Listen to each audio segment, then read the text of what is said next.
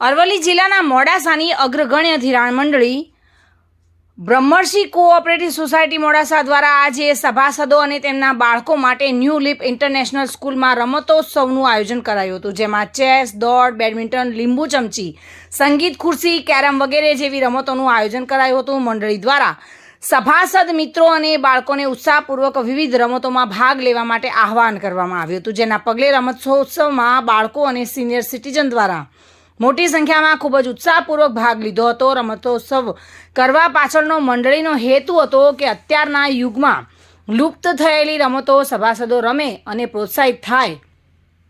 આગામી સમયમાં પણ ભવ્ય રમતોત્સવનું આયોજન કરવામાં આવશે તેવું ચેરમેન દ્વારા કહેવામાં આવ્યું હતું. મંડળીના chairman Kanubhai Joshi, managing director Kamleshbhai Trivedi, Shashikantbhai Bhatt, Upendrabhai Trivedi તથા મંડળીના ડિરેક્ટરો ઉપસ્થિત રહ્યા હતા. અને આ સમગ્ર કાર્યક્રમનું સંચાલન જયેશભાઈ ઉપાધ્યાયે કર્યું હતું અને મેનેજર સચિનભાઈ દેરાશી દ્વારા કરાવવામાં આવ્યું હતું.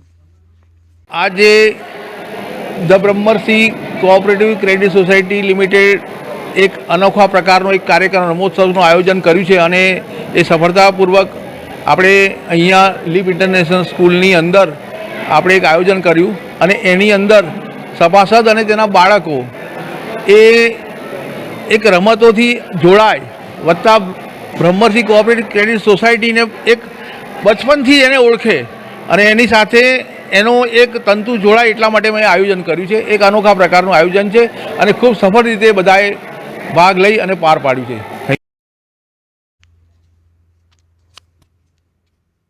Report today Gujarati news.